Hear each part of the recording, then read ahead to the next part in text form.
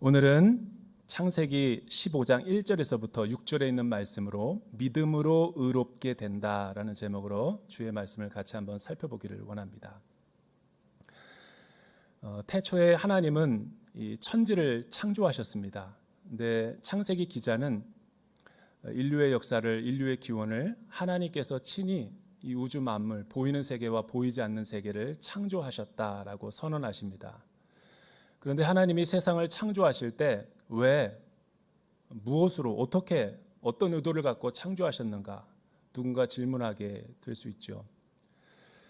하나님이 창조하셨다라는 말 안에는 놀라운 영적인 신비가 들어 있습니다. 그것은 하나님이 그냥 기분 내기 위해서 우연하게 목적도 없이 우리를 창조하신 것이 아니라 그 안에는 하나님이 창조 의도와 또 저와 여러분의 인생을 향한 이 구원의 계획을 갖고 의도를 가지고 창조하셨다라는 말이 그 안에 내포되어 있는 것이죠. 그것을 어떻게 알 수 있는가? 성경 66권을 읽어보면 그 중심 사상이 바로 언약이라는 거예요. 영어로 말하면 covenant. 여러분 구약을 39권을 올드 커버넌트, 그러니까 옛날에 하나님의 약속의 말씀, 또 신약을 뉴 테스트먼트, 뉴 커버넌트라고 그러죠. 27권의 신약의 성서는 하나님께서 새 언약으로 언약을 완성하신 그런 중심 사상을 담고 있는 정경 중의 정경이죠. 그래서 이 66권을 일컬어서 저희가 언약의 책이다. 언약이라는 것은 무엇을 의미하는가? 언약은 신명기에서 하나님께서 이렇게 말씀하셨죠. 너희가 내 말을 지키면, 따르고 순종하면 나는 너희의 하나님이 되고 너희는 나의 백성이 될 것이다. 이게 언약의 핵심 내용이거든요. 그러니까 이 언약이라는 것은 혼자서 맺을 수 없는 것이고 사랑의 관계성이기 때문에 반드시 원웨이가 아니라 쌍방간에 맺어지는 사랑의 관계성이죠. 그러니까 하나님이 우리를 사랑하셨기 때문에 창조하셨고 또 피조물인 우리 인간은 마땅히 창조주 하나님을 경외해야 되고 예배해야 될 본분이 있는 것이죠. 그 말씀과 그 언약 안에서 즐거워하고 기뻐해야 될 의무가 우리 안에 있는 거예요. 이것이 기독교의 오랜 동안의 역사적인 교리였고 또 웨스트민스터에 잘 드러난 우리의 신조죠. 기독교인들의 정체성. 여러분, 이 언약 관계라는 것은 따라서 두 사람 간에 맺어지는 사랑의 관계성입니다. 우리 결혼을 좋은 비유로 들 수 있는데 결혼은 혼자 할 수 없죠. 신앙생활도 마찬가지로 혼자 할 수 없는 것입니다. 처음에는 내가 사랑의 감정을 가지고 부부의 관계성과 언약으로 들어갈 수 있지만 그 결혼식이 우리의 삶의 전부는 아닌 거죠. 결혼식이 있었다면, 언약을 맺은 그런 순간이 있었다면 우리가 계속해서 좋은 관계성으로 우리가 서로 헌신과 책임 그리고 희생을 통해서 하나님께서 우리에게 주신 사랑을 갖고 나갈 필요가 있는 거죠. 대부분 많은 가정들과 또 우리가 관계성에서 어려움을 겪는 것은 자기중심적이고 이기적이기 때문에 그래요. 그러니까 하나님이 원래 제정한 언약의 목적이 아니라 타락한 인간의 본성으로 자기중심으로 사랑을 받으려고 하기 때문에 모든 사회나 가정과 국가가 위기가 오는 거죠. 하나님의 창조 질서와 또 권위의 말씀에 우리가 순종하여 각자가 따른다면 이 세상은 아무것도 문제가 일어나지 않아요. 왜냐하면 하나님이 통치하시고 다스리는 하나님의 나라와 임재가 이루어지기 때문이죠. 이런 면에서 하나님은 우리가 믿음의 조상 아브라함을 하나님께서 노아 홍수 이후에 세우셔서 새로운 인류를 통해서 또 새로운 민족을 통해서 온 세상을 구원하시기로 계획을 반포하시죠. 그것이 아브라함의 부르심의 굉장히 중요한 이 모티브라고 할 수 있습니다. 왜 아브라함을 믿음의 조상이라고 하는가? 그것은 하나님이 아브라함과 맺은 그 언약의 특징들을 보면 잘 알 수가 있어요. 여러분, 믿음이라는 것은 아브라함이 우리보다 굉장히 어떤 특별한 공로나 또 선한 행실 또 하나님의 말씀에 잘 따랐기 때문에 그를 믿음의 조상으로 세웠다라고 생각하기 쉽지만 말씀을 보면 절대 그렇지 않습니다. 그는 믿음이 있음에도 불구하고 계속 넘어지고 실패하고 실수하고 비도덕적으로 행동할 때가 많죠.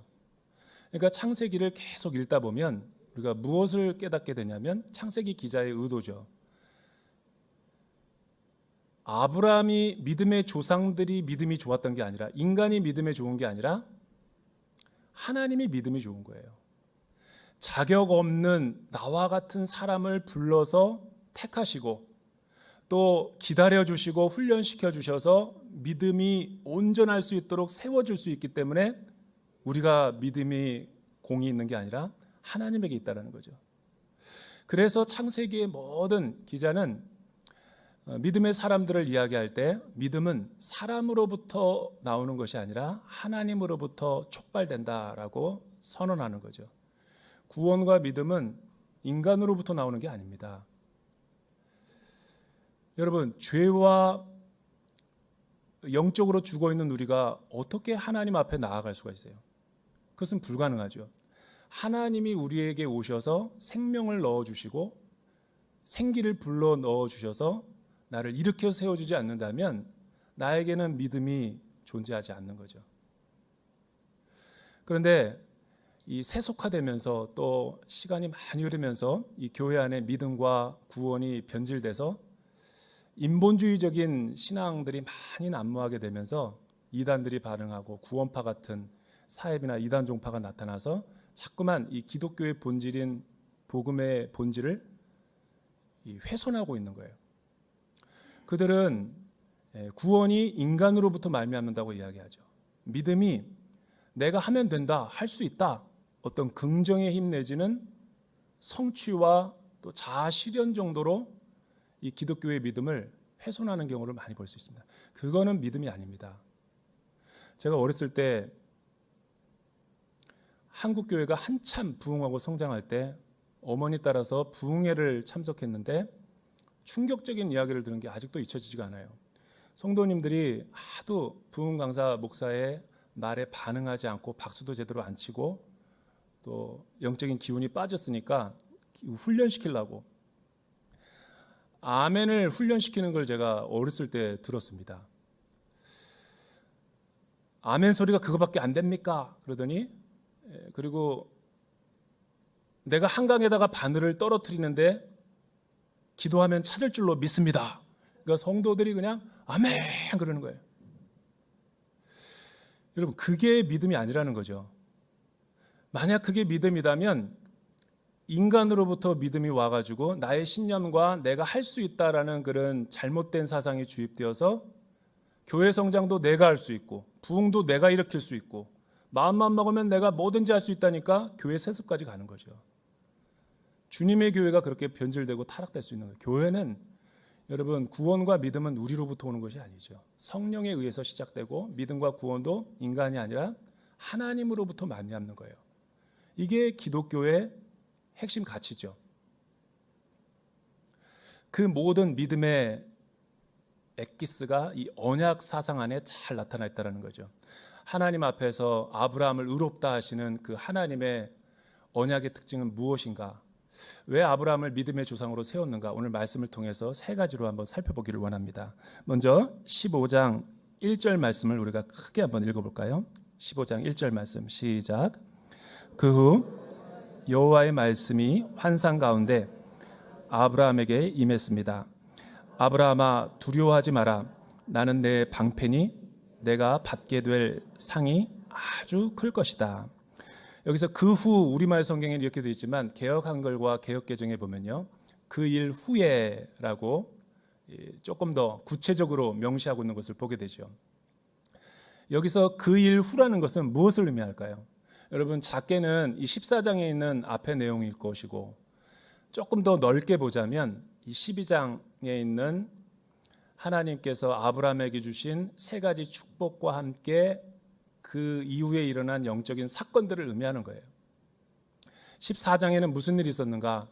14장은 이 사랑하는 조카 롯이 이 소돔과 고모라에 살면서 큰 부자가 됐습니다.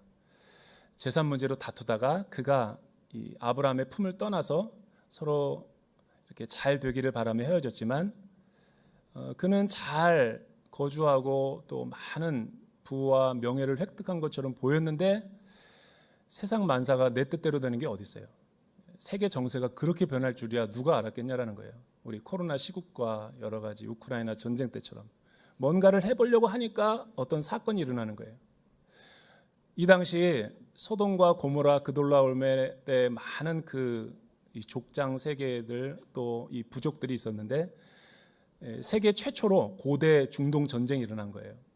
이 4개의 부족이 연합하고 5개의 부족이 연합해가지고 서로 패권 전쟁을 벌이는데 그 중간에 누가 끼었냐면 조카 롯이 낀 거예요. 그리고 그의 재산과 모든 부녀자들과 자손들 모든 가축들을 다 약탈해 간 거예요. 심지어 조카 롯도 포로로 끌어간 거죠. 거기서 탈출해 온 어떤 이가 아브라함에게 귀띔을 내주자 아브라함은 큰 충격을 받게 됩니다. 사실은 이제 자기 품을 떠났으면 각자가 도생해야 되는데 아브라함은 이 씨와 혈육에 대한 트라우마가 있기 때문에 자기의 혈육을 되게 사랑합니다. 그래서 자기가 기른 사병 318명을 데리고 무기도 없이 사실은 엄청난 대군들과 함께 계란으로 바위치기식의 전쟁을 하죠. 말도 안 되는 거예요, 이거는. 그런데 놀랍게 승리를 하고 또 전리품도 획득하게 되고 조카 롯은 구해서 또 그의 피난처에다가 잘 은닉해 놓고 돌아오게 되는 거예요. 그 사건이 바로 그 후라는 거예요. 그 사건, 그 일이 있은 후에라는 거죠. 여러분, 근데 그가 왜 두려워하고 있을까요? 아브라함이 지금 두려워하고 있다는 것을 어떻게 알 수 있죠? 하나님이 그에게 나타나셔서 이렇게 말씀하시잖아요. 아브라함아 두려워 말라. 내가 내 방패가 되고 내가 너의 상급이 되리라. 그가 만약 두려워하지 않았다면 하나님께서 이렇게 말씀하실 필요가 없는 거예요. 지금 아브라함은 영적 승리에 도취해 있는 것이 아니라 미묘한 감정이 흘렀어요. 왜냐하면 조카 롯을 구하고 또 많은 생명 보존 안 다치고 잘 우리가 승리한 것은 승리한 것이지만 이제 적들로부터 원수의 세력들로부터 오게 될 테러와 여러 가지 음모와 또 반전을 두려워하는 거죠. 그러니까 몹시 두려워하고 있었어요.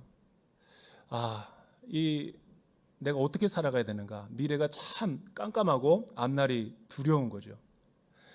근데 사실 이거는 아브라함만 이런 것이 아니라 오늘날 현대 세계를 살아가는 저와 여러분들도 이런 아브라함과 같은 이 믿음이 있지만 굉장히 하나님을 믿고 신뢰하지만 여전히 우리 안에 불안과 두려움이 엄습해 올 때가 참 많죠. 제가 시니어 아카데미를 오랫동안 맡고 있는데 또 많은 성도님들을 신방하고 또 여러 가지 개업 예배 같은 데 이렇게 신방해 보면 기쁘면서도 불안한 거예요. 잘할 수 있을까? 이 지금 사업 엄청나게 불황인데 경영의 악재를 딛고 내가 이걸 해낼 수 있을까? 이 꽃다발을 받으면서도 불안해하는 거예요. 심지어는 설교 말씀을 듣고 있으면서도 불안해하는 거예요. 많은 우리 여성 예배 드리는 우리 성도님들은 어머니로서 자녀들 이 험악한 시대 가운데 어떻게 키워야 되나 학원 보내고 뭐 여러 가지로 학교로 막 보내지만 부모로서 되게 불안한 거예요. 불안하니까 그 불안함을 감추기 위해서 학원으로 막 돌리고 뭐 그냥 엄청난 과외 같은 걸로 막 돌리지만 사실은 자녀의 수준은 엄마의 수준을 의미하는 거예요. 딱 엄마 눈높이로 그렇게 양육하는 거죠. 그러니까 나중에 자녀가 다 컸을 때 그 책임은 누가 져야 되느냐? 부모죠.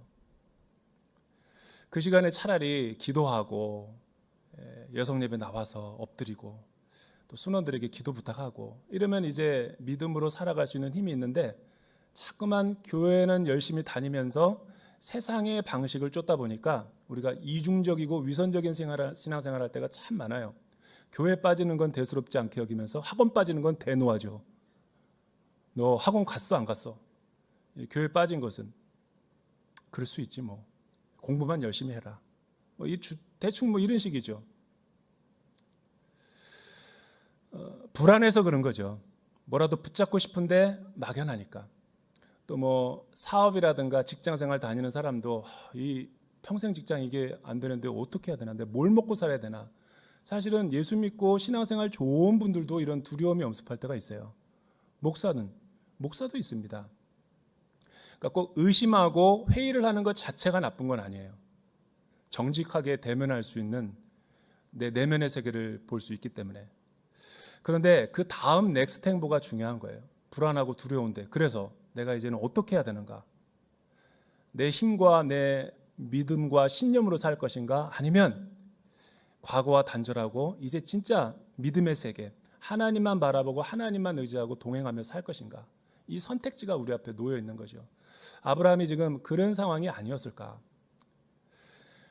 여러분, 아브라함은 영광의 하나님이 메소포타미아에 나타나서 우상 숭배를 섬기는 것을 포기하고 하란 땅을 건너서 데라가 죽고 이제 약속의 땅에 들어온 거죠. 아브라함의 믿음으로. 이제 주권 교체가 이루어진 거죠. 내 삶의 내 인생의 주인이 바뀐 거예요. 이제 세상의 우상들, 신, 그리고 돈, 물질, 명예, 성공 이런 거 이제 추구하지 않겠다라고 아브라함이 결단한 거예요. 근데 아브라함이 하나님을 믿기로 결정했다 그래서 아브라함의 믿음이 한순간에 엄청나게 성숙하고 완성되는 건 아니죠. 왜냐하면 믿음은 결정체가 아니라 관계성이거든요. 언약의 관계성. 내가 계속해서 하나님의 말씀에 믿음에 순종하며 나아갈 때 그만큼 내가 믿음으로 성장하는 거죠. 근데 믿음이 있노라 하고 하나님의 뜻보다 내 옛사랑과 옛 기질, 또 세상의 경험, 나의 꾀, 지혜 이런 거 의지하면 계속해서 광야에 방황하는 것 같은 삶을 살아가는 거예요. 그러니까 문의는 믿음이 있는데 속사람은 여전히 세상적인 사람으로 살아가는 거죠. 우리 믿음의 조상 아브라함이 그랬던 거예요.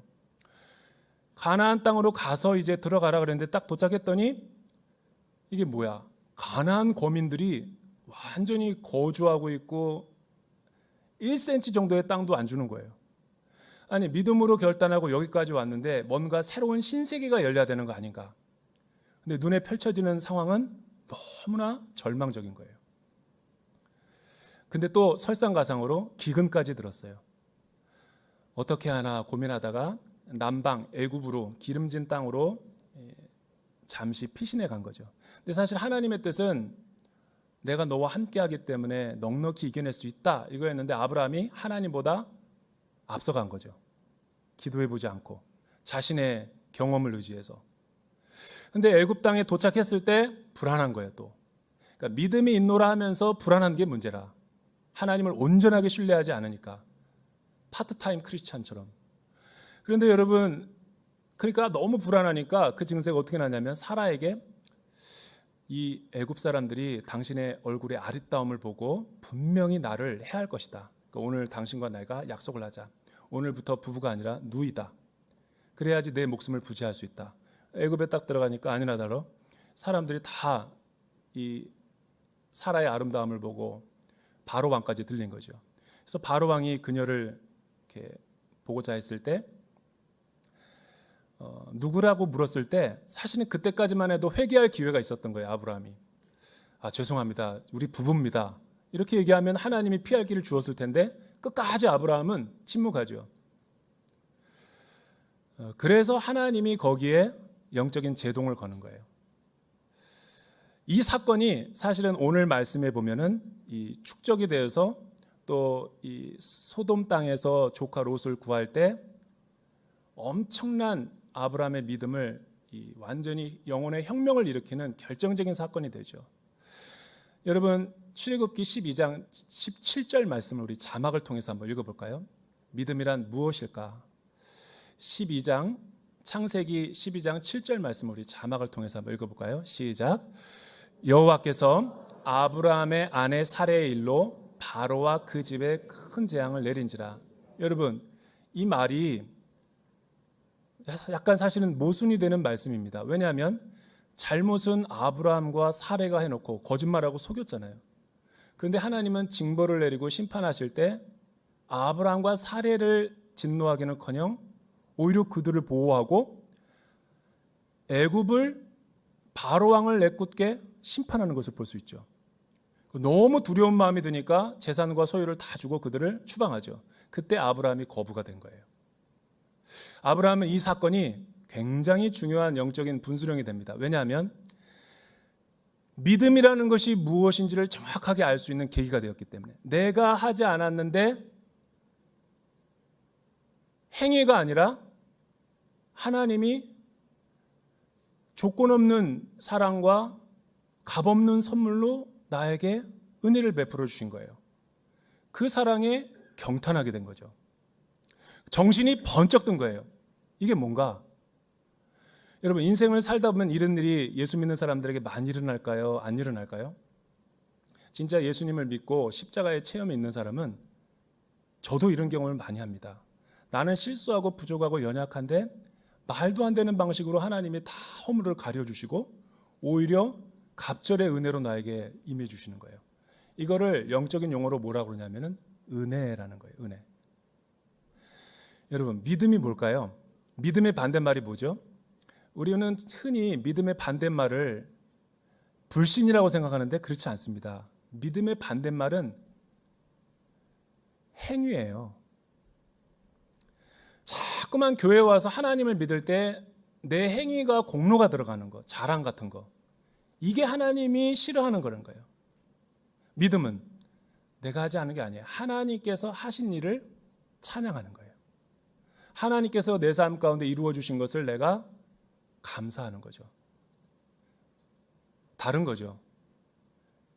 행위는 율법주의죠. 그러니까 율법주의로 신앙생활 계속하는 사람들은 주일날이 죽일날입니다.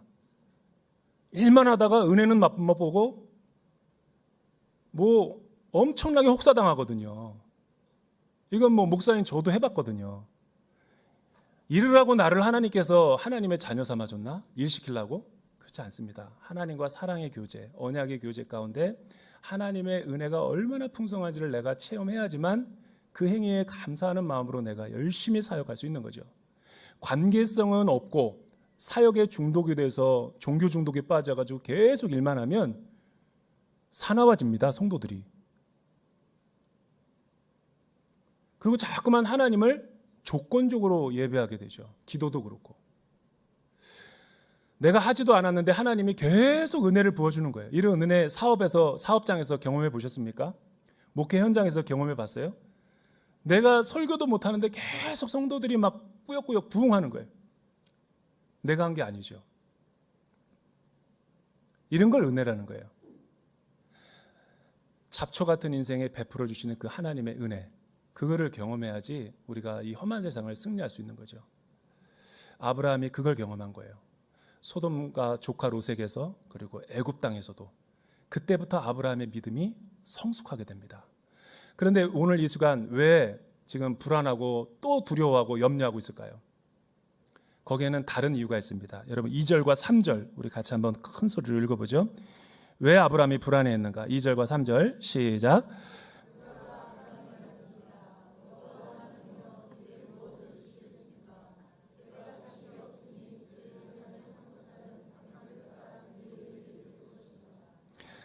아브라함이 다시 말했습니다. 주께서 제게 자식을 주지 않으셨으니 제 집에서 난 하인이 저의 상속자가 될 것입니다. 여러분, 이거는 사실은 아브라함의 속내가 드러난 거죠. 왜 불안했는지 여러 가지가 있었지만, 땅을 주신다고 했는데 왜 가나안 사람들이 거기서 나를 못 들어오게 하는가? 기도했는데 막상 뚜껑을 열어보니까 내가 기도한 내용과 정반대 현실이 벌어지는 거예요. 그리고 자녀를 주신다고 약속했는데 내 지금 몸의 기력도 쇠하고 나이는 들어갔는데 언제 나는 결혼하고 언제 자녀 낳고 언제 하나님의 뜻을 이루는가 궁금한 거예요. 그러니까 불안하지 않겠어요. 그러니까 아브라함이 선택한 게 뭐냐면 그 당시 고대 근동 지역에서 유행하던 보편적인 문화의 방식이에요. 입양제도. 그러니까 재산이 많고 상속이 많은 사람들은 자녀가 없을 때 주로 입양제도를 통해서 자신의 종이나 유능한 사람들에게 물려주는 거거든요. 그러니까 다메섹 사람 엘리에셀이 있는데 아주 유능하고 순종적입니다. 그러니까 이건 아브라함이 믿음이 없는 행동이 아니라 내가 보니까 세상에 이런 방식이 있는데 하나님한테 딜을 하는 거죠. 하나님, 이 방법 어떻겠습니까? 그때 하나님이 즉각 반응합니다. 뭐라고 반응하는가? 여러분 4절, 그러자 여호와의 말씀이 그에게 임했습니다. 그는 내 상속자가 되지 않을 것이다. 오직 내 몸에서 난 사람, 그가 내 상속자가 될 것이다. 사실은 여기서 사람이라고 되어 있지만 이것은 아들, 사람은 남자 여자를 다 포함하는 거지만 유대인 사회에서는 아들이라는 것에 다 제휴법으로 들어가 있는 거예요. 여자도 아들이 대표가 되기 때문에 그런 거죠. 내 몸에서 날 그 씨를 통해서 내 상속자가, 후손들이 나타날 것이다. 그리고 큰 민족을 이루고 내게 또 땅을 줄 것이고 거기서 하나님이 원하는 그 기쁨의 나라, 하나님 나라의 상속자가 될 것이다 라고 예표해 주는 거죠. 그런데 이 상속자는 이삭과 야곱과 요셉을 말하는 게 아닙니다. 그거는 현상적인 거. 궁극적으로는 이 로마서 1장 2절에서부터 4절에 나와 있는 것처럼 바울이 이 씨를, 이 상속자를 누구라고 이야기하냐면 하나님 나라를 가져올 예수 그리스도, 십자가의 성취로 새 언약을 완성할 그 하나님 나라의 성취자로 메시아 되신 예수 그리스도를 선언하고 있는 거죠. 여러분 로마서 1장 2절에서부터 4절 우리 바울의 신앙 고백을 한번 들어보죠. 복음이 무엇인가? 시작. 이 복음은 하나님이 선지자들을 통하여 그의 아들에 관하여 성경에 미리 약속하신 것이라. 그의 아들에 관하여 말하면 육신으로는 다윗의 혈통에서 나셨고 성결의 영으로는 죽은 자들 가운데서 부활하사 능력으로 하나님의 아들로 선포되셨으니 곧 우리 주 예수. 3절에 한번 보시죠. 다윗의 혈통을 한번 보여주실래요? 이 혈통이 뭐냐면 씨예요. 여기서 말하는 그러니까 오실 그리스도를 내다보면서 예표해주고 있는 거죠.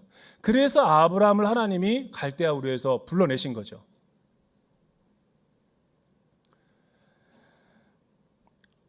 그런데 아브라함은 불안한 거죠. 믿음이 있노라 하면서도 하나님을 사랑한다고 하면서도 자꾸만 앞서가는 거예요. 고장난명이라고 손뼉이 이렇게 맞아야지 소리가 나는데 자꾸만 어긋나는 행동을 하는 거죠. 사실 이 아브라함이 이 우리의 믿음의 조상인 거죠. 그가 믿음이 뛰어나서 믿음의 조상이 아니라 그도 연약하고 그도 믿음이 약해질 때가 있었지만 하나님이 그를 기다려주시고 영적으로 훈련시키셔서 믿음의 후사가 되게 하셨다. 그러니까 하나님이 믿음이 좋은 거죠. 저와 여러분도 마찬가지인 거예요.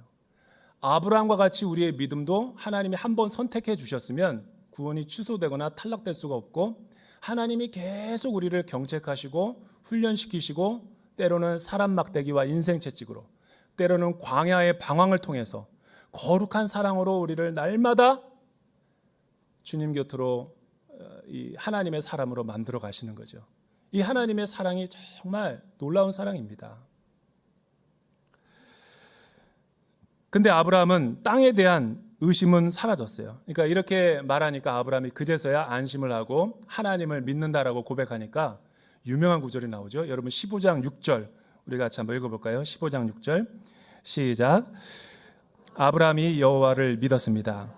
그래서 여호와께서 아브라함의 그런 믿음 때문에 그를 의롭게 여기셨습니다. 하나님은 불안해하는 아브라함에게 하늘을 보여주시고 저 무뼈를 바라봐라. 시청과 교제로 보여줄 테니까 너의 자손이 내가 단언컨대 이 숫자보다 더 많아질 것이다. 하나님 나라를 통해서. 아브라함이 실제 다 믿지는 않았어도 또다시 불안했던 게 없어지고 두려웠던 게 없어지면서 하나님을 바라보게 되죠. 그런데 그 믿음은 하나님이 주셨고 우리는 믿음은 작았음에도 불구하고 하나님이 그것을 귀히 여기시고 의롭게 여겨주시고 인정해 주셨다는 거예요. 그러니까 이 믿음은 사실은 하나님께서 하나님의 하나님 되심을 인정하는 거죠. 그러니까 예수 믿기 전에 하나님을 믿기 전에는 내가 내 인생의 주인이어서 내 마음대로 살고 자기중심적으로 살던 사람이 주권이 바뀌고 주인이 바뀌었잖아요. 그러니까 이제 나의 나라에서 하나님의 나라로 전이가 된 거죠. 시행착오가 있겠죠. 아직도 두세 개 사이에서 옛날 습관 그대로 있고. 그런데 하나님은 그걸 다 알아요. 기다려주시는 거죠. 그리고 하나님은 계속해서 우리의 삶의 주인이 되시길 원합니다. 그러니까 믿음이 뭐예요? 한강에서 반을 떨어뜨리면 내가 믿습니다. 그러면 찾을 줄로 믿습니다가 내 열심이 믿음이에요? 아니면 하나님의 주권과 하나님의 하나님 되심을 내 삶의 영역 가운데 인정하는 게 믿음이에요? 후자죠. 그러니까 믿음이 엄밀한 의미에서 우리 거라고 할 수 없어요. 성령님이 우리에게 주시는 거죠. 우리는 믿음으로 동의하는 거죠. 그래서 하나님이 세상을 창조하실 때 언약이라는 매개를 통해서 이 세상을 통치하시는 거예요. 왜? 하나님은 초월자시고 영원하신 분인 창조주 하나님이시고, 우리는 시간과 공간 안에 유한한 존재이기 때문에, 이성적 존재이기 때문에 아무리 설명해도 못 알아들어요.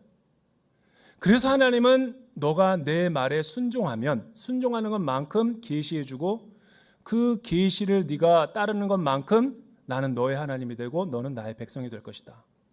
이게 믿음인 거죠.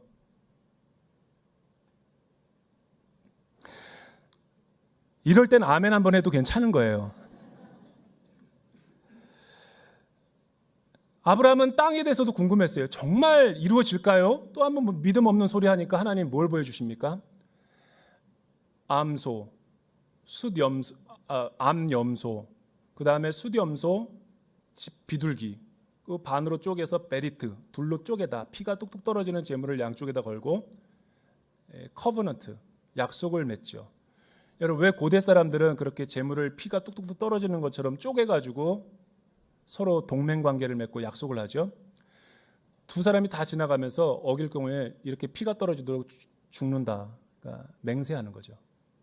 근데 아브라함이 하나님에게 찾아오셔서 아브라함의 언약을 맺으시는 과정을 보면 이 고대 근동세계의 언약과 좀 달라요. 비슷한데 약소국이 보통 지나가야 되거든요. 하도 배반을 잘하니까. 근데 아브라함은 안 지나가고 횃불은 하나님의 임재와 하나님의 성품을 나타내거든요. 하나님이 그리로 지나가는 거예요. 왜? 그러니까 너와 나 사이에 아브라함이 네가 나의 언약을 깨트리면 너는 이렇게 쪼개질 줄 알아라 라고 언약을 맺는 건데, 아브라함은 안 지나가고 하나님이 쪼개질 거라는 거예요.